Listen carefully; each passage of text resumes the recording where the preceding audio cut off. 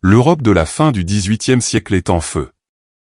La Révolution française a brisé les anciennes chaînes, renversé les rois, allumé l'étincelle du changement. Mais dans ce chaos naît un homme au regard d'acier et à l'esprit de feu, Napoléon Bonaparte. Fils de la Révolution, il en devient bientôt le maître. À peine âgé de 30 ans, il commande des armées entières, écrase les coalitions, impose sa volonté à des royaumes entiers. Partout où il passe, les trônes chancellent, les cartes se redessinent, les empires vacillent. L'Europe se divise en deux, ceux qui s'inclinent et ceux qui résistent. De la campagne d'Italie à la glorieuse Austerlitz, des sables d'Égypte aux neiges de Russie, il avance, implacable, comme un dieu de la guerre moderne. Mais derrière les victoires éclatantes, les marches triomphales et les batailles légendaires, une vérité plus sombre se profile, l'orgueil précède la chute. Les guerres napoléoniennes ne sont pas qu'une suite de combats, elles sont le théâtre d'un destin hors norme. Elles forgent les nations, nourrissent les révoltes, détruisent des millions de vies, pour en glorifier une seule.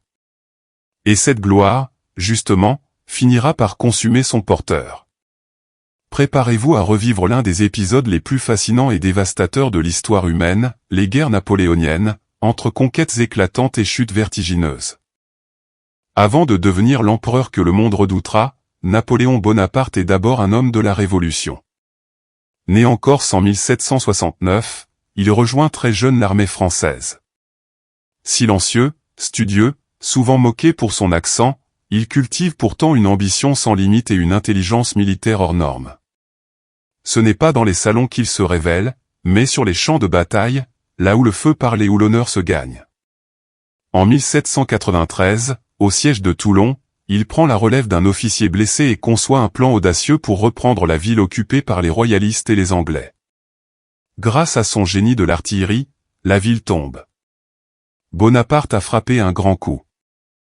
À seulement 24 ans, il est promu général de brigade. Le Directoire, toujours avide de jeunes talents, le repère et lui confie une mission encore plus décisive, mener l'armée d'Italie, pourtant mal équipée, mal payée et démoralisée. Contre toute attente, Bonaparte transforme cette armée de Locke en une force invincible. Avec des discours enflammés, une stratégie fulgurante, et des manœuvres d'une précision chirurgicale, il affronte et terrasse les Autrichiens dans les Alpes. En quelques mois, il accumule les victoires, Lodi, Castiglione, Arcole, Rivoli. À chaque bataille, il invente une nouvelle manière de faire la guerre, rapide, mobile, imprévisible. Mais au-delà des canons et des sabres, c'est une image qui naît, celle d'un héros national. Le peuple acclame ce jeune général au charisme magnétique. En Italie, il impose non seulement sa domination militaire, mais aussi une nouvelle vision du pouvoir. Il traite avec les rois comme un égal, impose ses conditions, signe des traités. Il ne sert plus la révolution, il commence à l'incarner. L'Europe, elle, commence à trembler. La France vient de trouver un maître de guerre. Et l'histoire, un nouveau protagoniste. Les guerres napoléoniennes ne font que commencer. En 1799, la République vacille. La Révolution, minée par les luttes internes, s'essouffle. Les caisses sont vides, le peuple est las, et les ennemis aux frontières s'amoncellent.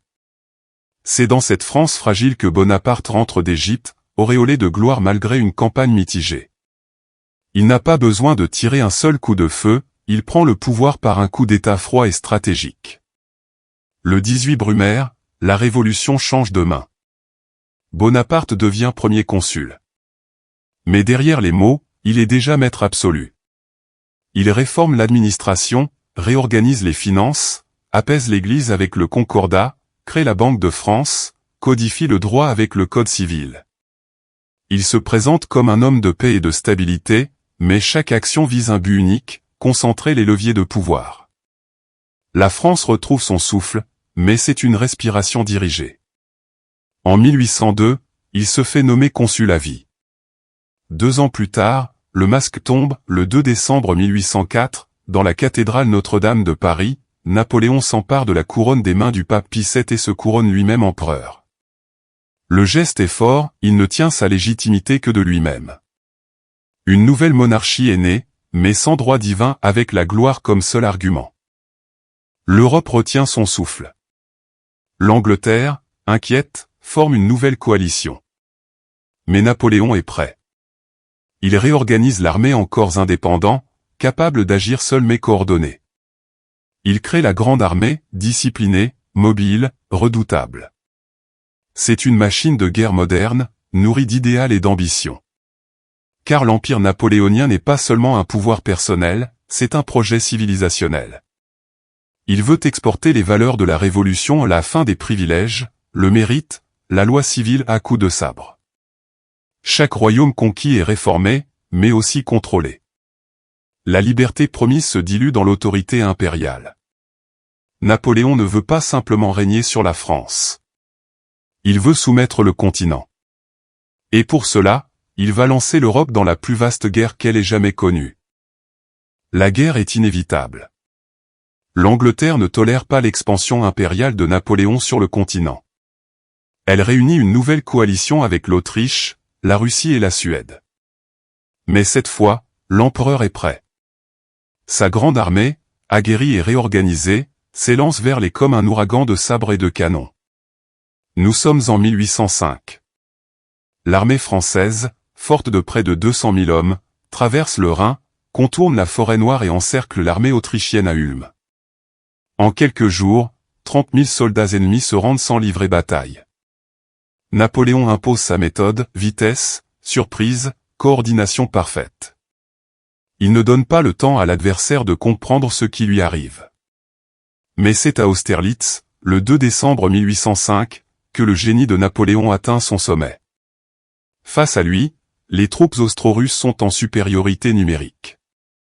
Feignant la faiblesse, il attire l'ennemi sur un terrain choisi, exploite la brume matinale, puis lance l'assaut au centre pendant que ses ailes enveloppent les coalisés. En quelques heures, c'est une victoire éclatante, totale, presque divine.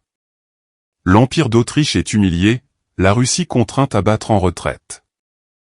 Mais Napoléon ne s'arrête pas. En 1806, il écrase la Prusse à Iéna.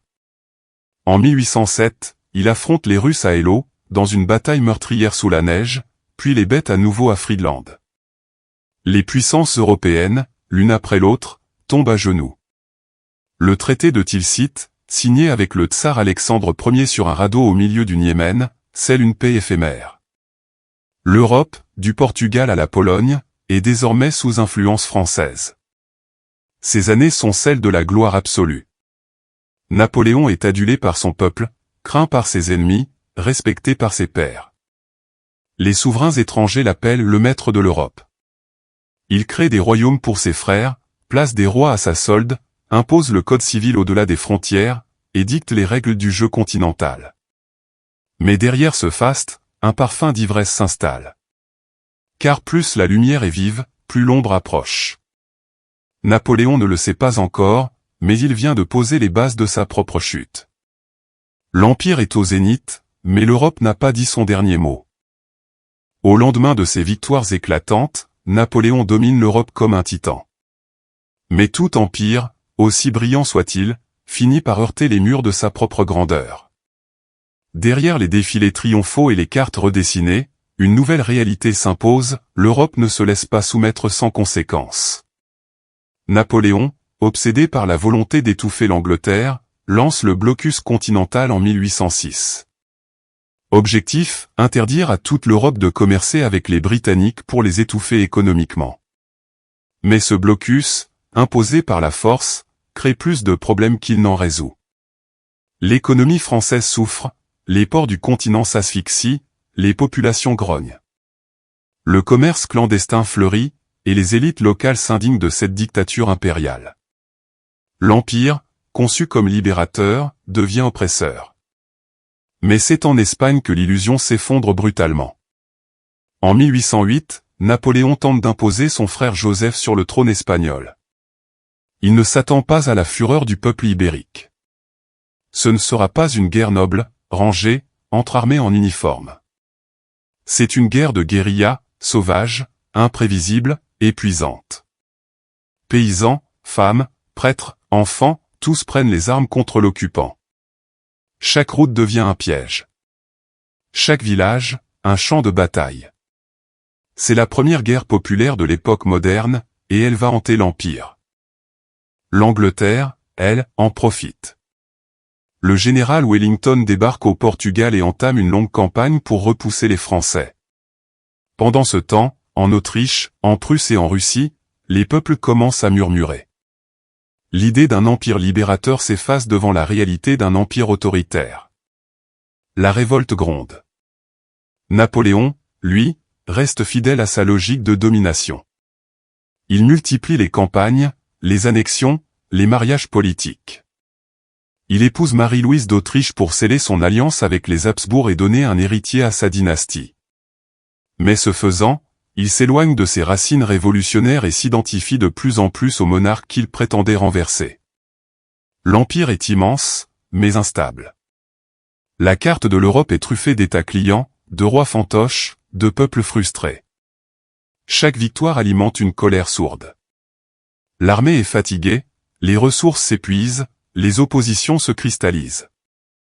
Et dans cette Europe qui frémit, un colosse se dresse, la Russie. Là-bas, loin à l'est, un terrain encore vierge de conquête attend, et avec lui, le début de la fin. 1812 Napoléon règne sur l'Europe comme un empereur antique. Mais une ombre immense s'étend à l'est, la Russie de Tsar Alexandre Ier. Malgré les alliances passées, la méfiance s'est installée. Le tsar ne respecte plus le blocus continental. L'heure de la confrontation a sonné. Napoléon rassemble alors la plus grande armée jamais vue en Europe, plus de 600 000 hommes, venus de toutes les nations conquises. Français, Polonais, Italiens, Allemands, Autrichiens. Une mosaïque d'ethnies et de langues, unis sous le drapeau impérial. On l'appelle la Grande Armée, mais cette grandeur sera aussi sa faiblesse. En juin, elle franchit le Niémen. Pourtant, il n'y a pas de bataille décisive. Les Russes reculent sans cesse, pratiquant la politique de la terre brûlée. Ils détruisent les villages, brûlent les récoltes, empoisonnent les puits. L'armée française avance, mais meurt de faim, de soif, et d'épuisement. Des dizaines de milliers d'hommes tombent sans combattre. Le 7 septembre, près de Moscou, enfin, une confrontation, la bataille de la Moskova ou Borodino. Une des plus sanglantes de l'époque. 70 000 morts en une seule journée. Victoire tactique pour Napoléon, mais victoire vide, l'armée russe se retire encore.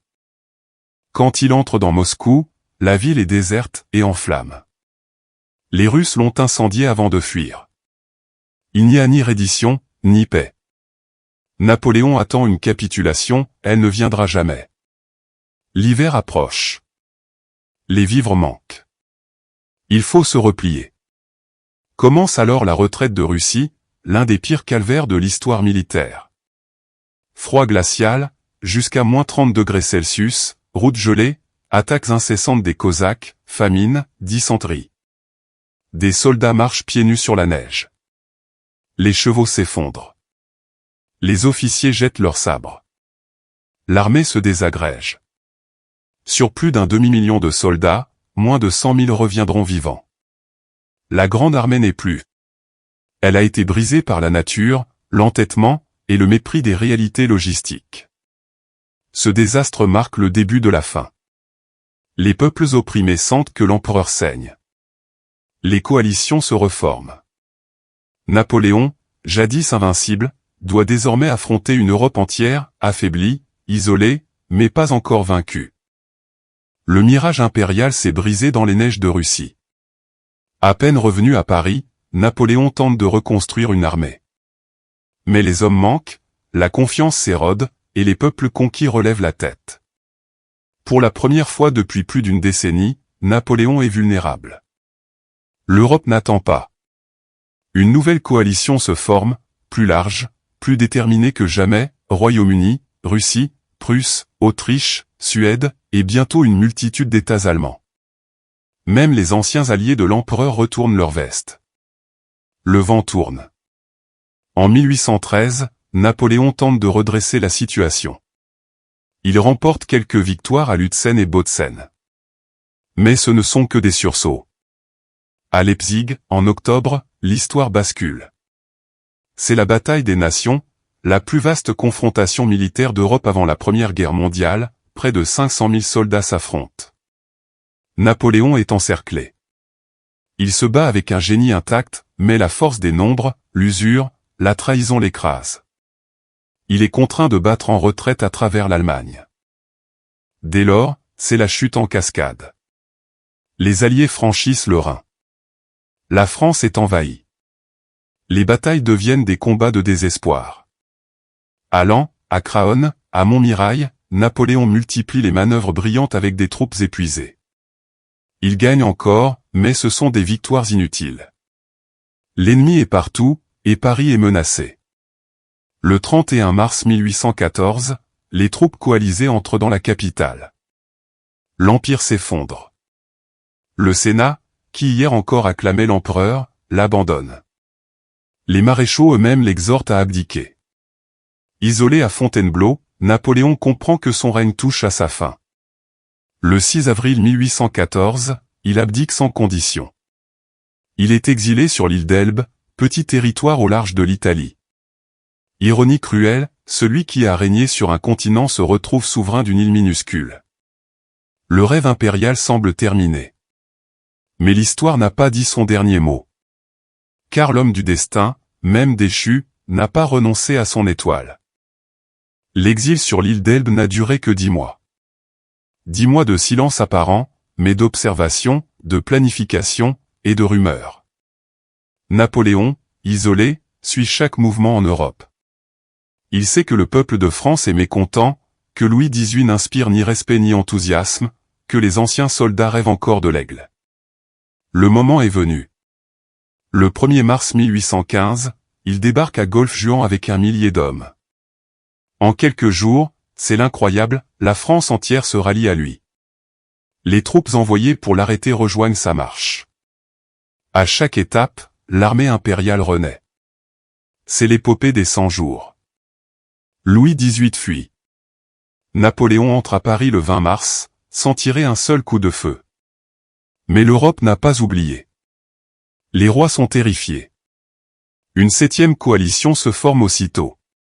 L'Angleterre de Wellington, la Prusse de Blücher, les Autrichiens, les Russes, tous veulent en finir, cette fois pour de bon. Napoléon n'a qu'un répit. Il décide de frapper le premier, en Belgique, avant que les forces ennemies ne se regroupent. Le 18 juin 1815, sur les plaines détrempées de Waterloo, se joue le dernier acte.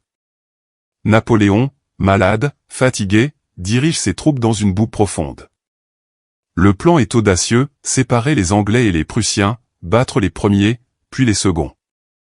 Mais le terrain est contre lui. Les ordres tardent. Les charges sont brisées.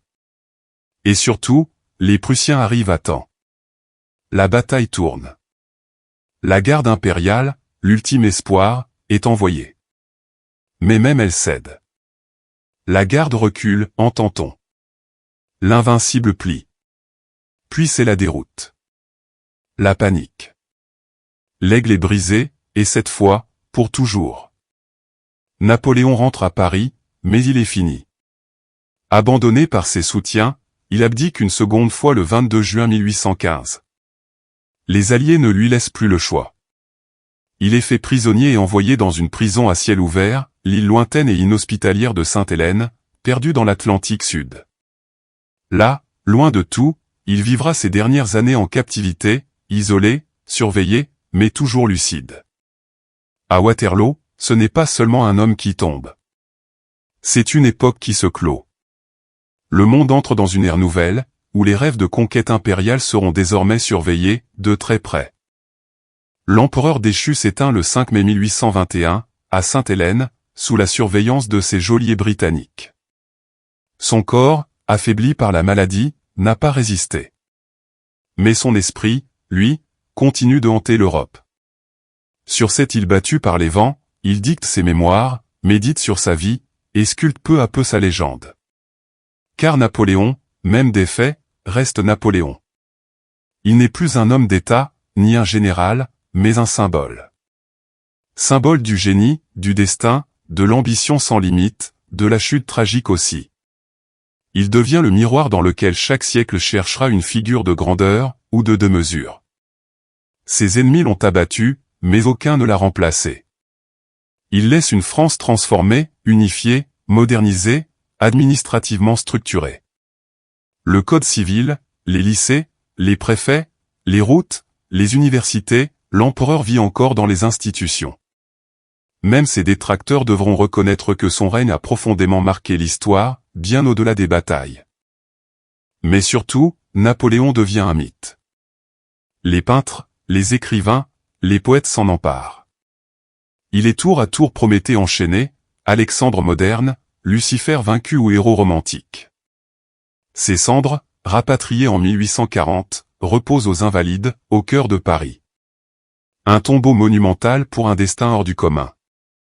Les guerres napoléoniennes auront redessiné l'Europe, coûté la vie à des millions d'hommes, et bousculé l'ordre monarchique ancien. Elles auront aussi posé les bases du monde contemporain, entre centralisation des États, affirmation des nations, et volonté populaire. À la fin, il ne reste qu'un homme, mais un homme devenu époque. Un nom devenu légende. Une chute devenue immortalité. Les guerres napoléoniennes ne sont pas seulement des batailles figées dans les manuels d'histoire. Elles sont l'histoire d'un homme qui a changé la face de l'Europe, d'une ambition devenue légende, et d'un héritage qui continue d'influencer notre monde. Si cette épopée vous a captivé, si les hauts et les bas de Napoléon vous ont ému, interpellé ou même interrogé, alors ne partez pas sans agir. Abonnez-vous à la chaîne pour ne manquer aucun autre grand chapitre de l'histoire de France et d'ailleurs. D'autres récits vous attendent, tout aussi épiques, bouleversants et instructifs. Likez cette vidéo si vous avez appris quelque chose de nouveau, si vous avez vibré avec Austerlitz, souffert dans la retraite de Russie, ou frémi à Waterloo. Commentez, selon vous, Napoléon était-il un génie ou un tyran? Quel moment de cette guerre vous a le plus marqué? On attend vos réflexions, vos désaccords, vos émotions. Partagez cette vidéo autour de vous. L'histoire n'a de valeur que si elle circule, se transmet, et alimente la conscience collective. Et surtout, n'oubliez jamais, derrière chaque événement historique, il y a des hommes, des rêves, des erreurs et des passions. L'histoire est vivante, et c'est à nous de la faire vibrer. À très bientôt pour un nouveau récit dans la playlist Grande Guerre de la France.